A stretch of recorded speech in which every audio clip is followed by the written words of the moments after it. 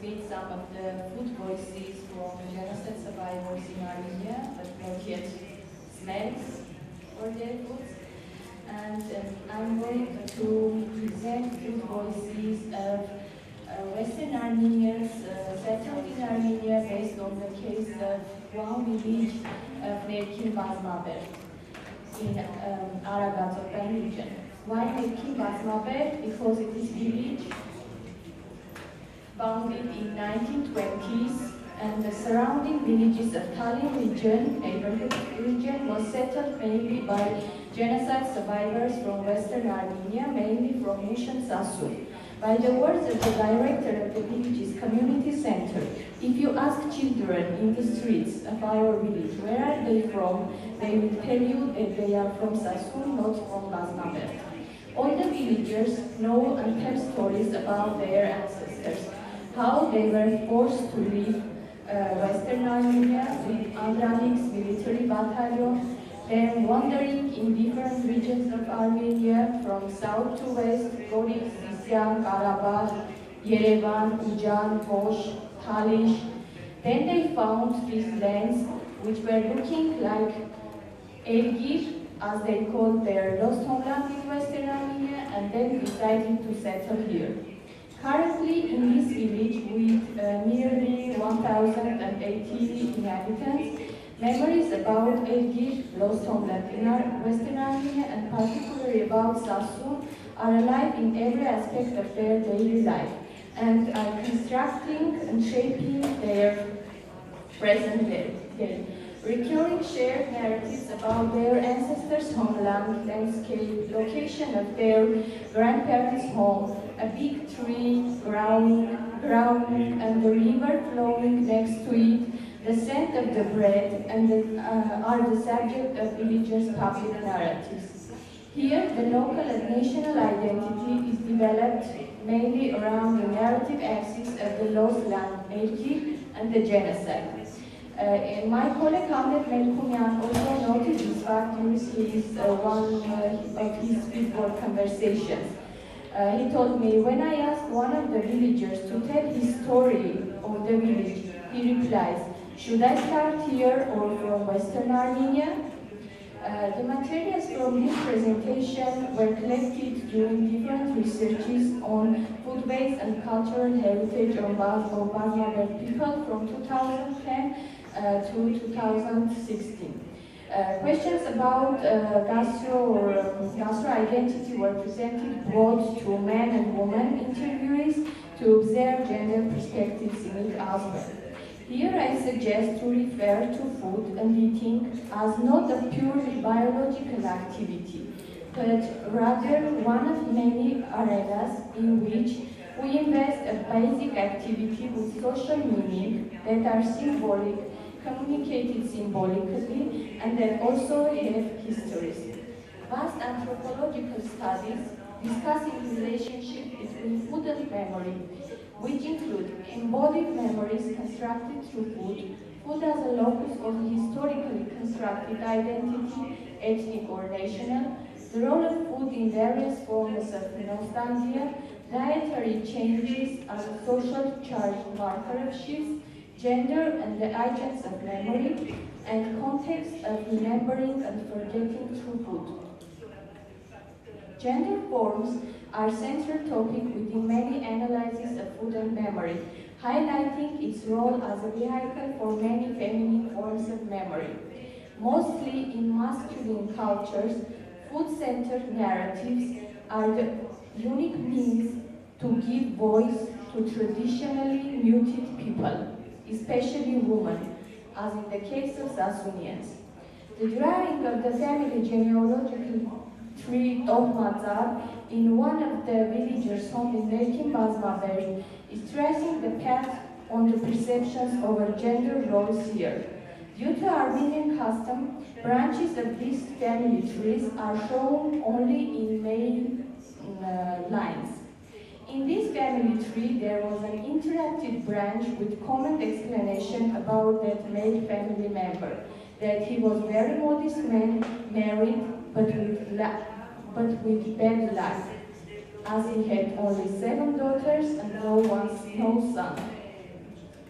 Similar perceptions are also delimited in feminine and masculine role spheres, where cooking is seen as exclusively female responsibility and activity. In families where parents traditionally live with their son's family, eldest woman is usually cooking. Therefore, grandmothers and aged women are considered responsible for passing food memories and practices here. Even already aged women are creating their food memories based on practices passed from their grandmothers rather than their own mother. 80 years old grandmother Nakshon was telling story about food traditions of her own grandmother, who served as a reference point for her cooking practices. Interestingly, many Bazmaberd, who were not involved in food preparation on a daily basis, were very familiar about symbolism, meaning, history of traditional food from Western Armenian, Mush and Sasun, as part of their local knowledge and history, although they could not describe the process of preparation or reciting.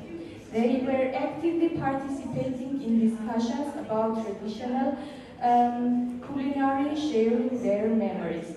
Discussions about more modern food preparation practices were not interesting for them during research interviews. They were referred as merely feminine topics and sphere of feminine knowledge. Tsaturyan nostalgia is most prominent feature of food voices and stories of Sasanians in Armenia. Here I am suggesting to refer to the term of nostalgia as a re-experiencing of emotional past, also longing for times and places that one has never experienced. As the genocide survivors, the people of Nerkin Bazmaberd are very sensitive toward the concept of Ergir, lost homeland, and cuisine in their Sasanian identity. During the research, we were told various mythical or real stories about how the few first resettled families have revived native for them cultivation of radish by planting the seeds saved from their homeland in Sasun. The family albums, in their turn, were proving the significance of the taste of smells of Ergir, lost homeland, in memories and identity formulas of the Sasunians. When, for example, exhibiting among the old and worn-out photos in the picture, the family album, we were shown a picture of Mother Yerso, resettled from Sasun to Nerkin Bazmaberd, with a herb over her head, which in her opinion was famous Havertzil herb from Sasun, which she by chance found in Armenia. Another common feature in food stories of Sasunians in Armenia is idealization of past or longing for past, and presenting food as palliation for dislocation, thus trying to ensure transmission of identity.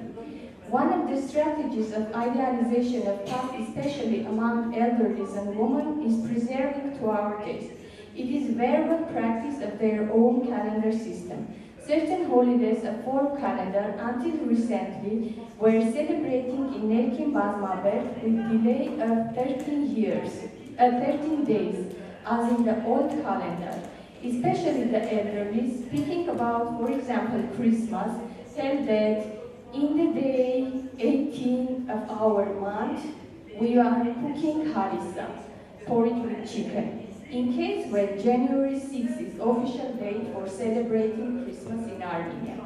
Even nowadays, after every New Year on January 13, instead of January 1, villagers of Bazmaberd, especially families with elderly members, continue to bake their ritual New Year cake, which is round bread with nuts, and they put 2 small branches of apricot tree in it, one for success of family, and the second for success of overall household and domestic animals.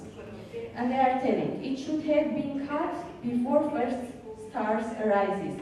When there are 7 stars in the sky, the elder man, not woman, in the family would cut it and share among those present.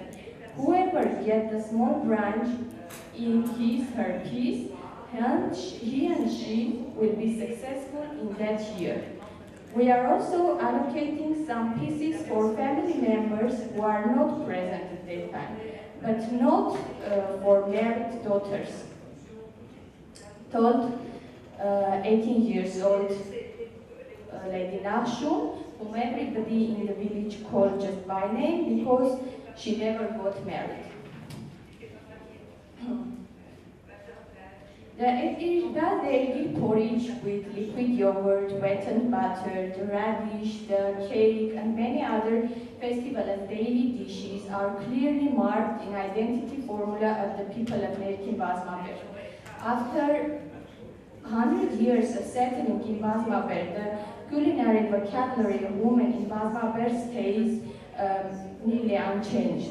Even middle-aged women of the village negotiating language memory of Tsaturyan on daily basis by passing stories in their kitchens. Food waste narratives during the fieldwork are mostly matching with ethnographic food waste descriptions of culinary of the new Tsaturyan settled in Armenia at the beginning of the 20th century, and even with food waste descriptions of Armenians who live in Sasun in Turkey nowadays. Thus, food practices in these performances, as it was discussed by Barthes, becoming a system of communication and a marker linked with family, community, and the social order. Still longing for the tastes and smells of the lost homeland, people in Bazmaberd are trying to have the essential links with them. The knowledge about products and plants specific for geographical landscape of Sasun are vividly preserved and passed from generation to generation. The most important one in this list is grain like barley called Ergir. According to ethnographic descriptions of the 19th and early 20th centuries, it was not considered as valuable grain and was cultivated instead of wheat, as natural and climate conditions and lack of land of Sasun were not allowing wet cultivation. Flour of Ergir was used for baking bread. Currently, bread from high-quality white wheat flour is more valuable in Bazmaberd than other villages in Armenia. But in strategies of idealization of past, villagers of Bazmaberd tell exceptionally sensitive stories about Ergir bread as the most tasty one of their ancestor, which was lost tradition in Armenia. As a result of touristic back to roots tours to Western Armenia during last years, the Ergir has been grown in the land of Bazmaberd from seeds brought from Sasun. This gave them opportunity to try the real taste of lost homeland, besides imaginary return. The man who grew Ergir in his yard in Bazmaberd was telling very emotionally, "When they brought this seed from our village in Sasun, I told my wife not to dare touch it as its Ergir seeds. This was the main bread for Sasunyans. It's the call of our homeland. They ate bread of Ergir. My grandmother was telling that it was their daily bread, and that's why I decided I should plant it. And as a relic, this man gave some of first crop to our research group members, calling take and hang it on your walls." And like these food stories bridging present and past is concluded formula of identity villagers of Nerkin Bazmaberd, who were forcefully moved out from Sasun. The gastronomic stories of Sasunyans in Armenia about festival daily foods are mostly stories about family, community feast, and socialization, rather than stories about particular food itself. Due to these stories, communal rituals empower women as the carriers and transmitters of ancestral knowledge and traditions. After 100 years looking toward Ararat, and in their daily attempts and aspiration of reproduction of Sasun in their daily life, through cooking, feeding, celebrating, and other embodied practices, the women of Nerkin Bazmaberd are rediscovering the lost homeland of Ergir every day for over a century.